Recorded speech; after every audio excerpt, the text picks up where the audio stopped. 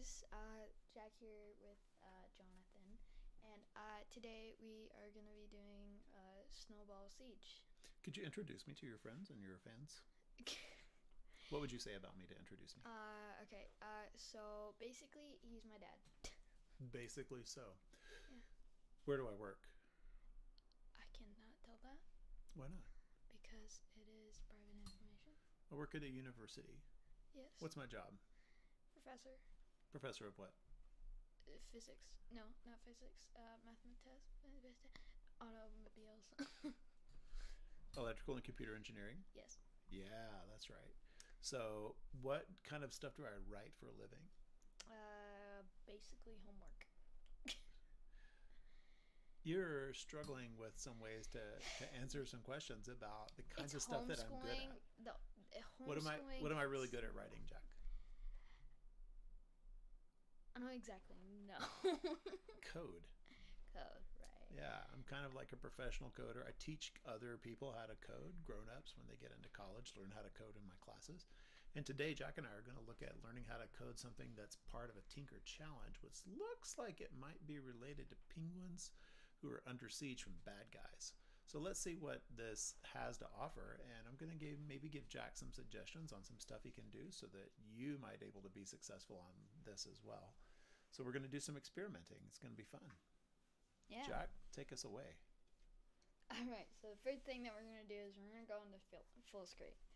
So in this we're gonna be programming a snowball throwing animation, and then all these things will give you a second to read. So a visual effect for when you hit an enemy. What do you think a visual effect might be? Him being knocked over, maybe. Or maybe the snowball going. Yeah.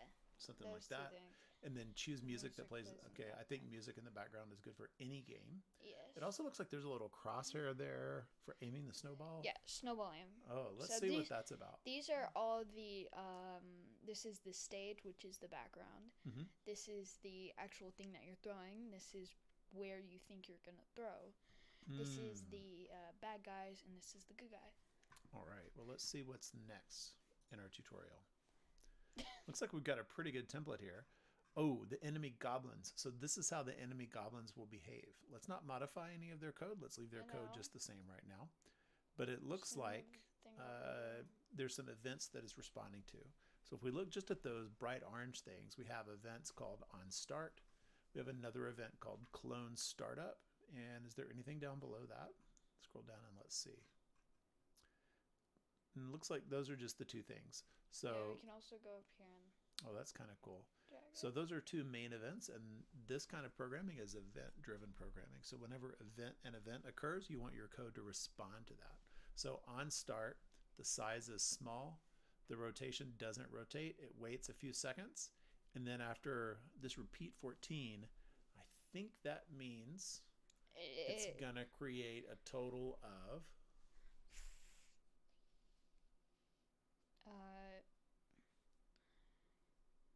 anime, what? Okay, I'm confused. So it's 14 clones. It's either going to create 14 clones, or it might create 15 clones. I'm not sure if the first one that gets created is like counts, yeah. Okay, but as the clones get started up, they run at you for 10 seconds. Oh, I see. So after 5 seconds, you'll see the first clone, and then it'll run towards you for how long? 10 seconds. 10 seconds. Okay. And it looks like... And name it... Ooh, we don't have a name for it. So we're going to name it... Oh, wait. Dang it. Let's not do anything yet on those. I was going to name him Bob.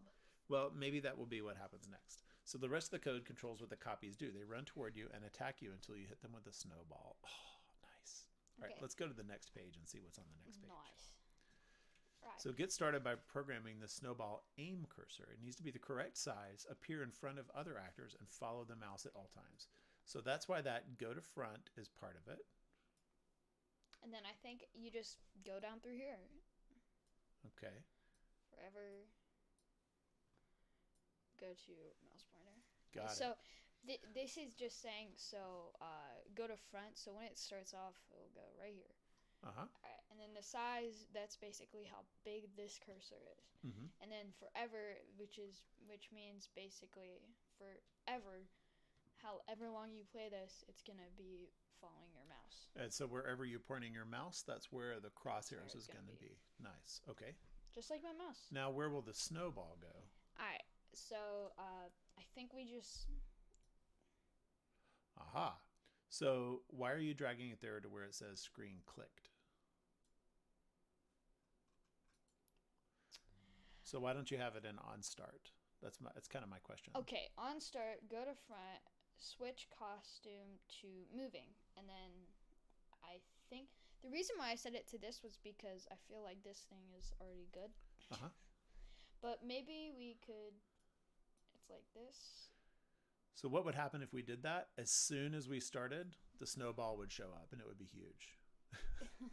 Right? I don't think that's what we want to do. When screen clicked. Okay, when screen's clicked, set to this and this. So you just... Aha. So we put the X position where your mouse is in the X, and your Y position to where your Y is in the mouse. So Y is up, X is right. Okay. And then attach all of your code. So the snowball size, I think we want to set the snowball size to be either right after when screen clicked or right after the XY position. Probably right after the XY position. Otherwise, it'll show up like in the bottom left-hand corner.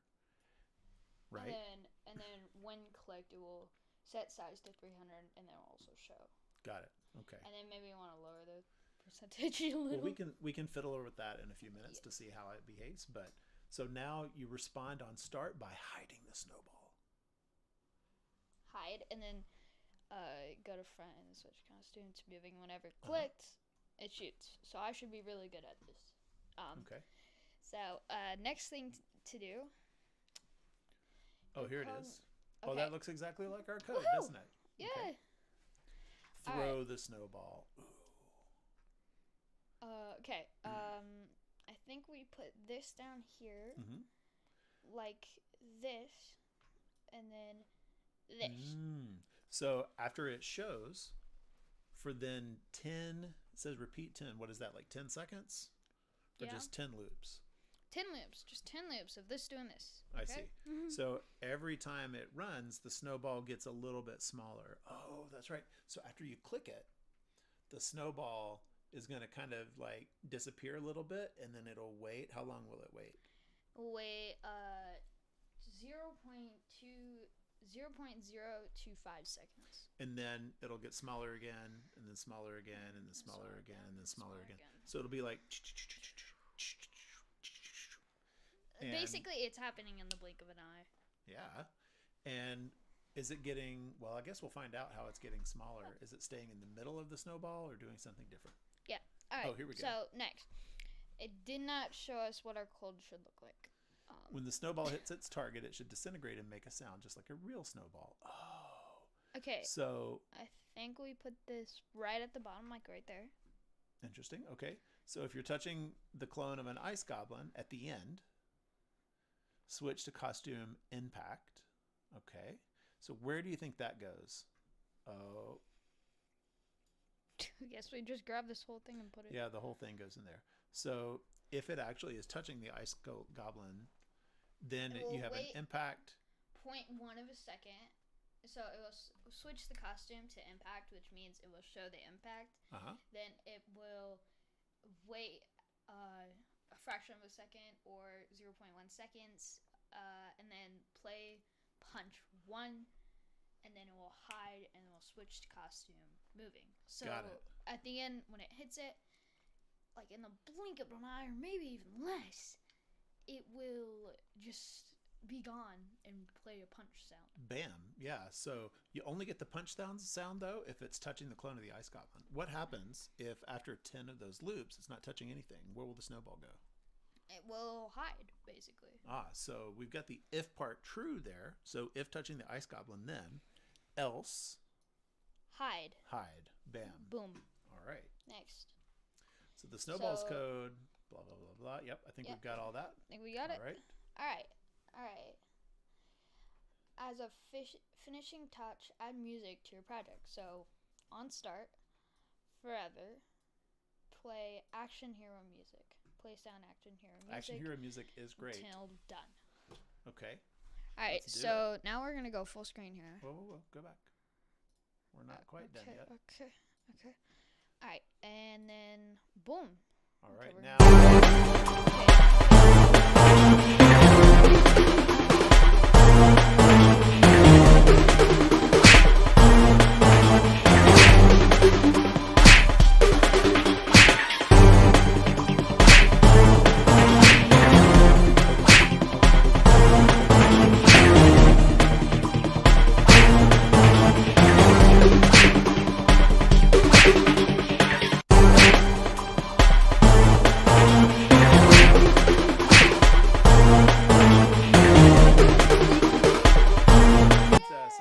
Castle.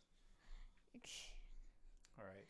So I want you to try to do something for me, because I think it would be a little harder if the snowballs got faster or got smaller faster.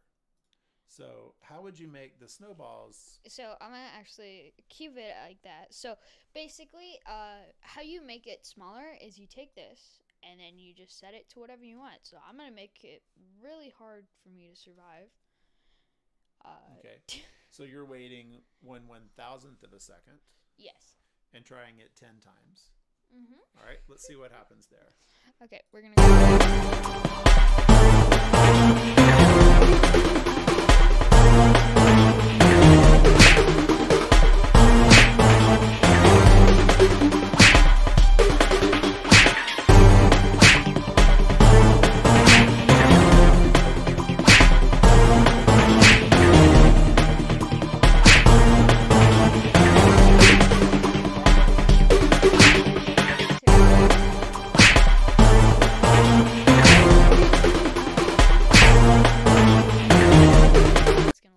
So I want you to try something a little bit different. What I want you to try, instead of making the loop, so what you did was you made the loop go faster.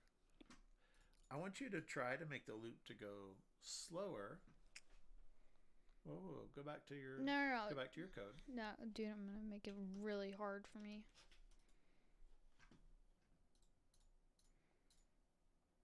So what did you change there? So I changed the crosshair size. Okay. All right.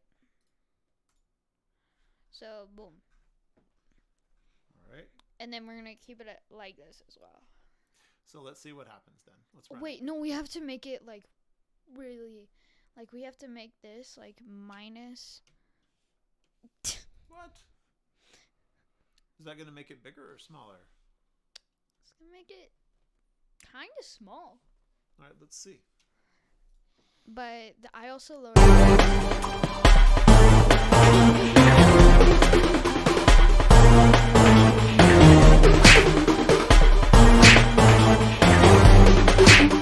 Okay. I think you made it bigger.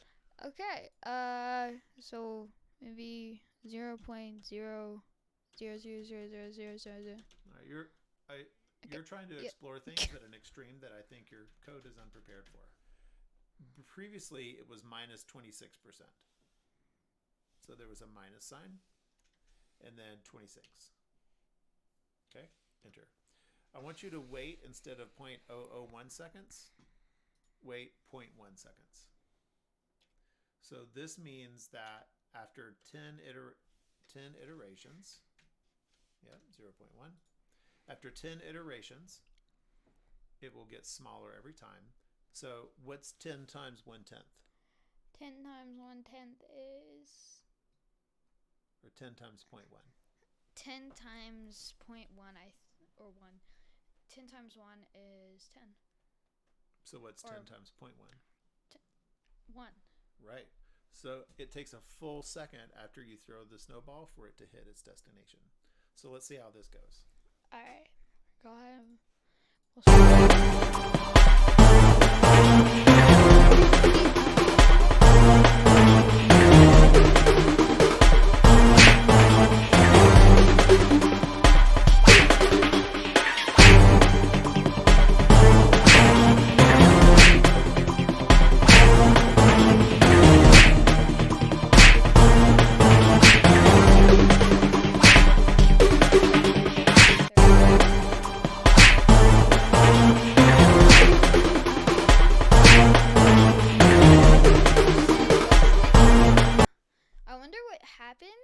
if you don't get a snowball when you click? Well, that's already happening because sometimes it's not done yet. So here, but before you do anything else, let's address my question. How can you make it be smoother? Well, you can add maybe a little bit less seconds to it. No, I want to keep the seconds the same. Oh. For now. I want it to still take 1 second, but I want it to be smoother. So maybe instead of doing 10 iterations, you could do 25. And how many seconds should you wait if you still want it to be 1 second from when you throw it until when it actually hits? What? Sorry. I wanted to do it 25 times. And then I want to have it take exactly 1 second for each of those, for all of those 25 times together until it hits. So how many seconds between each one do I need to wait? I don't know, maybe 1? So if I multiply 25 by 0.1, I get 2.5. So I need to wait 3 seconds or 2 seconds? 2.5 seconds. We need to multiply that out. If we want it to be 1 second and we want to do 25 iterations for each second, then we divide 1 by 25, and that gives us the amount of time that it takes. So here's a hint. How many 25-cent pieces are in $1? How many quarters? How many quarters in $1? 4. 4. If I multiply 4 times 25, what do I get? 100.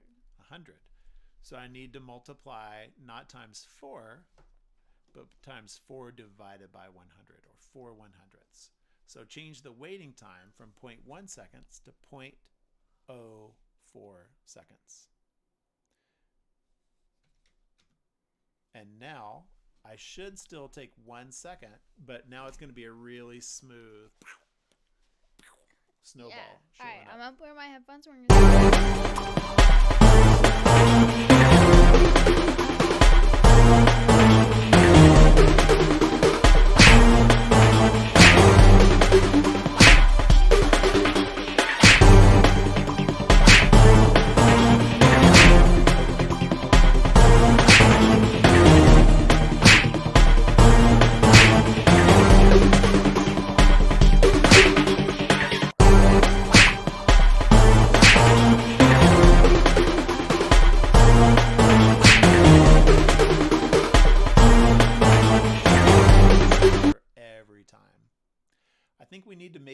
get so small each time. So now that we're doing it essentially 2.5 times as fast, the math can get a little tricky on this one. But I think what we need to do is change the size by minus 4% instead of minus 26%. No. Change size by, do minus 4. Minus 4. Yep. Minus 4%. So now let's see what this looks like. Now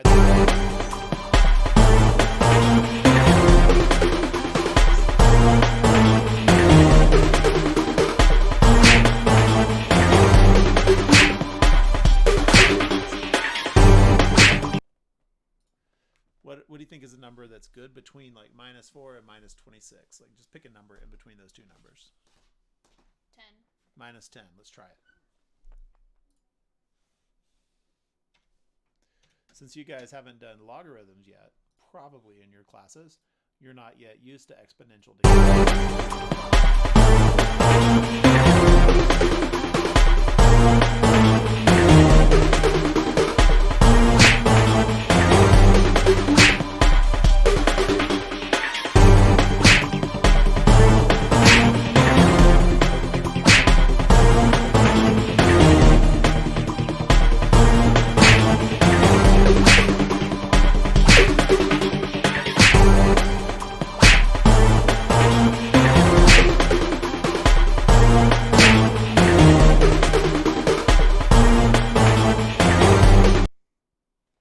What do you think you could do for that? What do you think I could do to make the goblins run in slow motion? Yeah. Go back and show me your code. So where are the goblins?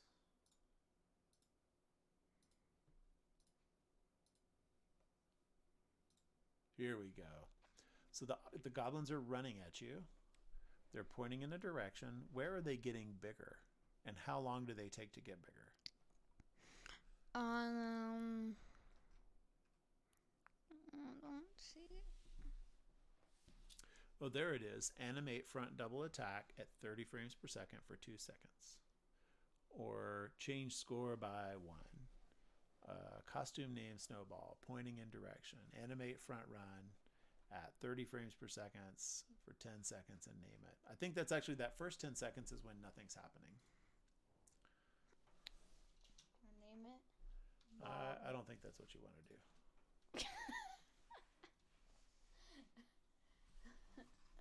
I'm gonna go up here. Name it Bill. I don't think that's what you want to do. I have caps lock on. I don't think that's going to change anything in how the system is behaving. But I've been wrong before. All right, let's run this and see if anything changes.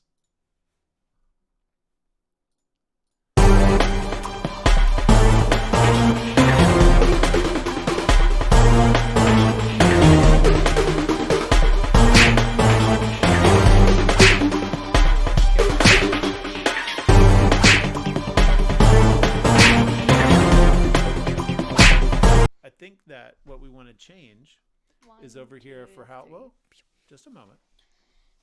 Scroll down a little bit. I want to find how long it takes Dang it. if animate front double attack at 30 frames per second for 2 seconds. What if you do that animate double front attack at, let's say, 10 frames per second?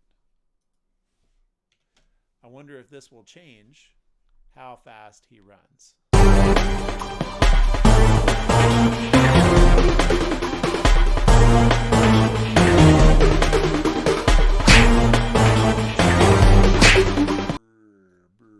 So how do we make him run slower? Okay, so, here. Alright, so, what was it? 10 seconds? I'm gonna set it to 1 second. No, wait, no, not that. 10 seconds again. It's FPS, right? Yeah. You set it for 1 FPS. Okay. So this will...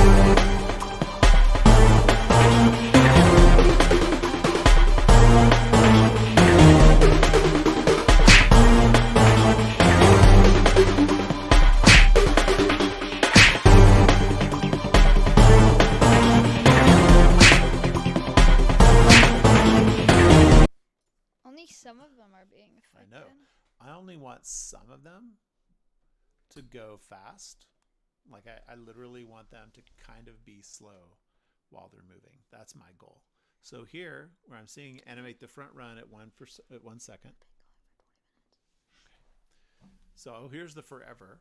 So animate the front one for 10. Did it really run for 10 seconds before? I think the front run just happens the whole time when it's running.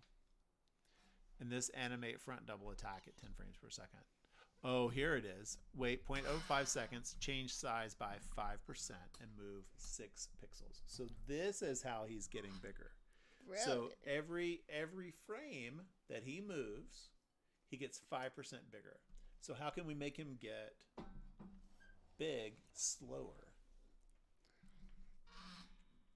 We changed the amount of pixels that he moves. Oh, let's not do that. Okay.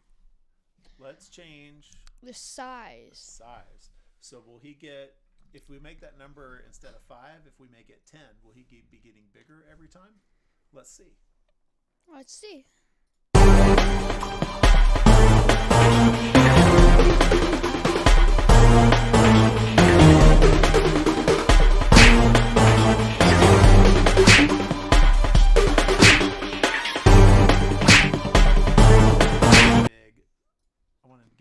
Slower. So how should you change it instead of 10%? 1% because if 10% makes him be big, then 1% will make him be small. Right. So every time something happens there.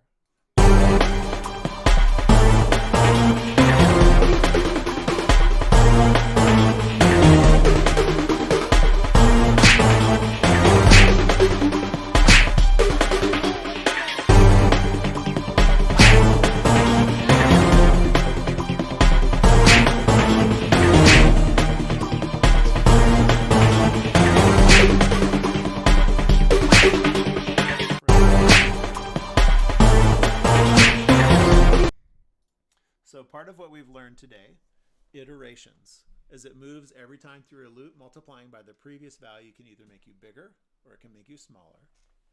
What else did we learn? We learned that changing down the percent will make him become smaller, but changing up the percent will make him become bigger. And that negative percents Super small. And we also learned how to make something look smoother by adding more iterations. Yeah. For a smaller amount of time for each iteration. Yeah. Any final words for our viewers, Jack? I honestly go check out Tynker. It's a really fun website. They have a lot of cool things, and yeah. See ya. Thanks for joining us today. Thank you. Bye.